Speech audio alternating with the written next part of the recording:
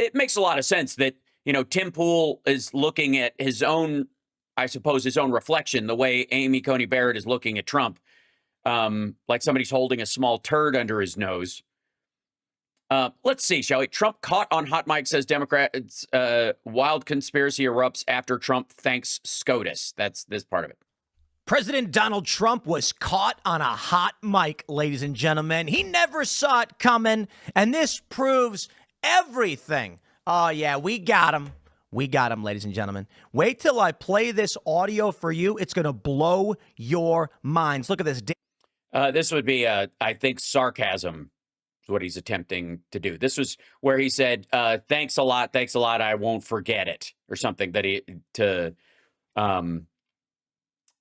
was it Alito or, yeah. Mail with the exclusive.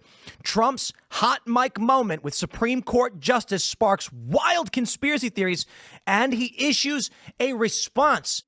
And it's okay, just a written word and that has a totally different meaning, but I can't believe it. I can't believe Trump let this one slip. He didn't realize he was mic'd up or there was a mic on these people, and he actually had the nerve to say he wasn't mic'd up and there wasn't a mic on these people. The Supreme Court aren't mic'd up during a joint session of Congress, and Trump speaks into a mic while he's up there. He's not wearing a lapel mic. The hot mic would be the phone that was recording him. Things. Wait till you hear this. Roll tape. Thank you very much. Appreciate it. Howard, thank you again. Thank you again. Don't forget. So good. Yeah, it's good. Okay, wait. Thank you again. Thank you again. Did you hear that? So good. Did you hear that? He said, thank you. I'm not kidding. Trump shook a Supreme Court justice's hand and said, thank you very much. Won't forget it. We got him. This is exactly what we needed. That proves everything. Take a look at this from the Huffington Post. Donald Trump rips the mask off of John Roberts' court in one sentence. Yeah, by the way, he goes, thanks again. Won't forget it.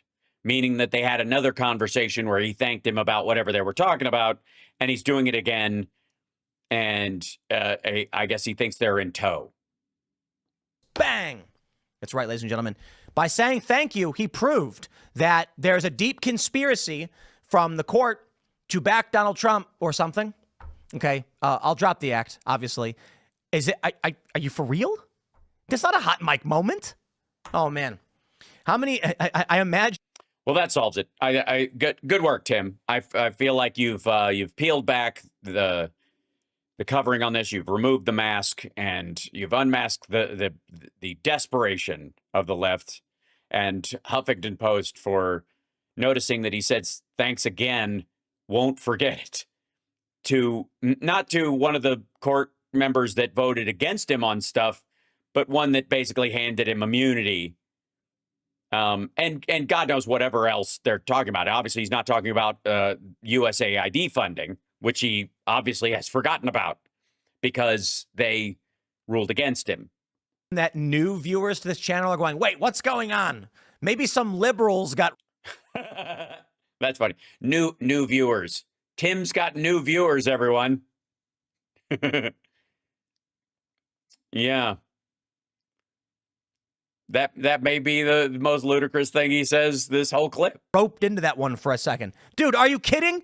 Donald Trump said thank you very much. That's it? Yo, I thought the hot... No, it isn't. That's it.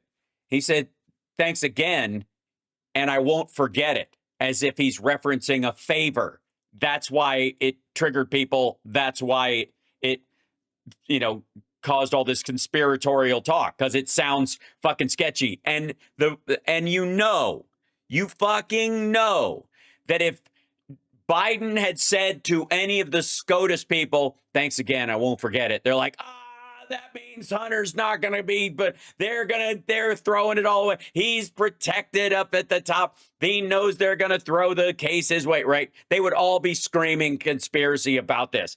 So again, you have to have a standard before you can have a double standard. And Tim has neither. I don't know what's going on here, but I want to get to the Amy Coney Barrett stuff because I think he digs into that. When I see this headline from the Huffington Post, rips the mask off John Roberts' court in one sentence. I'm like, wow, what did he say? I thought Trump was going to be on a hot mic, leaning in and whispering something like, you did a good job in that ruling. Thank you. I'll take care of you. Or something like that. Something like. Yeah, that's basically the paraphrase of exactly what he said, asshole. I won't forget it. Sounds like I'm not going to let it. I'll do you a favor later. I'm going to remember that you did something for me. And since every relationship he has is transactional, fuckwad, you just explained it. He said, won't forget it.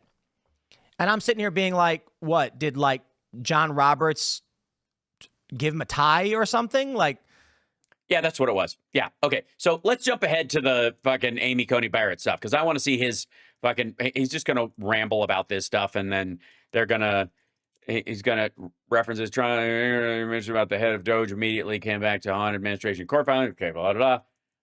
I want to, yeah, here we go. So this is, Amy Coney Barrett shows the danger of Republican DEI. Yeah, that's right. Ladies and gentlemen, Amy Coney Barrett is a DEI hire. And if Doge could get rid of her, they would. Talk about where we're currently at with the Supreme Court and what Trump You mean where we currently are? actually thinks. Take a look at this image. Amy Coney Barrett gave Trump a look as he walked past. Now, I know what you're thinking. I know. You're going, Hal, didn't he just do this whole thing of like, how dare they take what he said and blow it out of proportion? And isn't it an exaggeration of, that there's some sort of you scratch my back, I'll scratch yours thing going in there, which is exactly what people presume from that language. And it's exactly what Tim Pool's like. If he just said something like this, when he said exactly something like that, you're like, that seems curious that all of a sudden words Trump said that sounded like a reciprocal favor situation with one of the SCOTUS's is too much. We're drawing too many conclusions.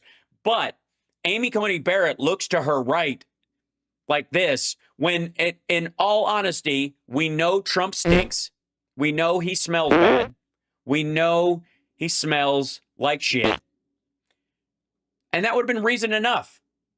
That would have been reason enough. I would also like to point out that there's not a camera directly on Kavanaugh at this point in this angle, but Kavanaugh doesn't look that pleased to see him either.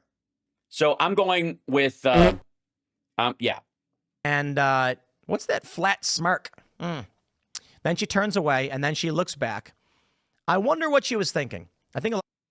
Gee, I don't know. It's been a long time since I was in 8th grade, and so my paranoid reading of women's body language is I'm out of practice. People are reading too deeply into it to be, to be honest. But here's what Jack Posobiec writes. For Human Events, he says. Oh, so you think people are reading too much into it? So Jack Posobiec is being an asshole? Cool. When Amy Coney Barrett was confirmed to the Supreme Court in 2020, conservatives cheered. Here was a devout Catholic, a mother of 7, a supposed originalist in the All right, I don't why. Hey, asshole, why are you reading Posobiec's stuff? You either agree with it or you don't. You can paraphrase what he said. Again, it's one thing when I have to look up a piece of news and they reference something and we have to read the article together because they're not diving into it. But why there's a real trend in right-wing media with people reading other people's tweets and going, huh? Proof.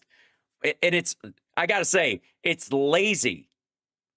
It's all getting very lazy. You guys are not the bootstrapping America first people I was promised. You all seem to be piggybacking or human centipeding on the work of other people. Grow some nuts and just use AI and take credit, you lazy fuck.